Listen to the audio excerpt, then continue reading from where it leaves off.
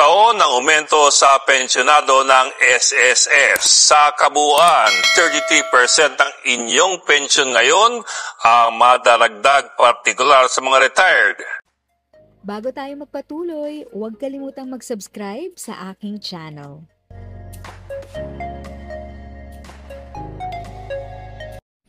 Thank you sa pag-click ng aking video. Good day po sa lahat ng ating SSS pensioners. Sa mga bagong viewers at napadaan lang, by the way, I'm Tita Eda.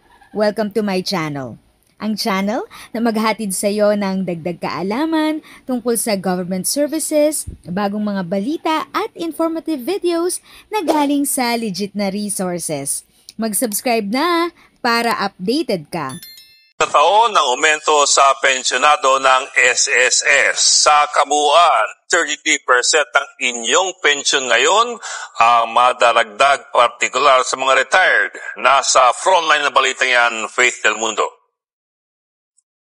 Sa wakas, may dagdag na ginhawa para sa SSS pensioners. Simula sa Setyembre, ipapatupad na ng Social Security System ang 3 taon na sunod-sunod na dagdag sa buwan ng pensyon. Ganito ang magiging sistema. Tuwing Setyembre mula 2025 hanggang 2027, madadama ang dagdag pensyon. Tigti 10% para sa retirement at disability pensioners at tigpa 5% para sa death o survivor pensioners. Sa kabuuan, 33% ang dagdag pensyon para sa retirement at disability pensioners, 16% naman para sa death o survivor pensioners. Kwentahin natin ang epekto niyan sa bulsa ng retiradong pensyonado ng 5,000 pesos kada buwan. Average po yan ng mga pensyonado. Sa darating na September, madaragdagan ka ng 500 pesos. 5,500 pesos na ang iyong pensyon. Sa September 2026, 550 pesos na ang dagdag. 6,050 pesos na ang makukuha mo. Pagdating ng September 2027, dagdag pa ng 605 pesos. Papalo na yan sa 6,655 ang iyong buwan ng pensyon. Kung tutuusin, mas malaki pa riyan ang magiging dagdag sa pensyon ni Mang Eddie Tolentino na 6,200 pesos ang buwan ng nakukuha. Pero sabi niya, sapat lang ang pampamilya. Napunta na sa pampamilya. Kasi ang taas kasi na yung presyo ngayon eh. Ang pensyonadong pajak driver naman na si Edgardo Gadiola nagpapasalamat sa dagdag kesa naman wala. Pero tuloy pa rin daw siya sa pagkatrabaho dahil hindi naman ito sapat. Malaking bagay na rin siyempre. Mas maganda pa nga yun kaysa yung pinapangako na malakihan hindi nabibigay. Hindi mas maganda na lang yung ganon. Paglilinaw ng SSS, hindi tataas ang kontribusyon. Ang tanong, kakayanin ba ng pondo ng ahensya na panindigan ang dagdag pensyon?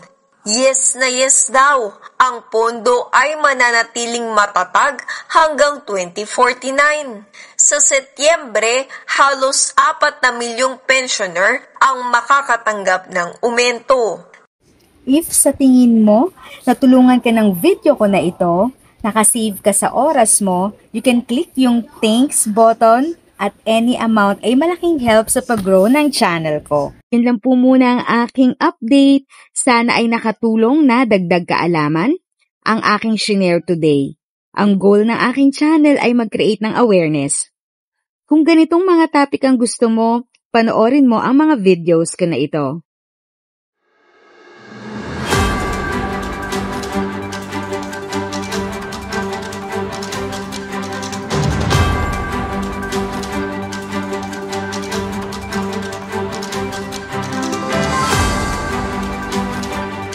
Thanks for watching! Kung may kapamilya, kaibigan o kakilala sa tingin mo ay magiging interesado sa video, please share or tag sila sa comment section. At syempre, if nagustuhan mo ang video, i-like mo na ito at subscribe ka na din. As always, feel free to write your questions, comments, and opinions respectfully. And continue to be a blessing and stay safe!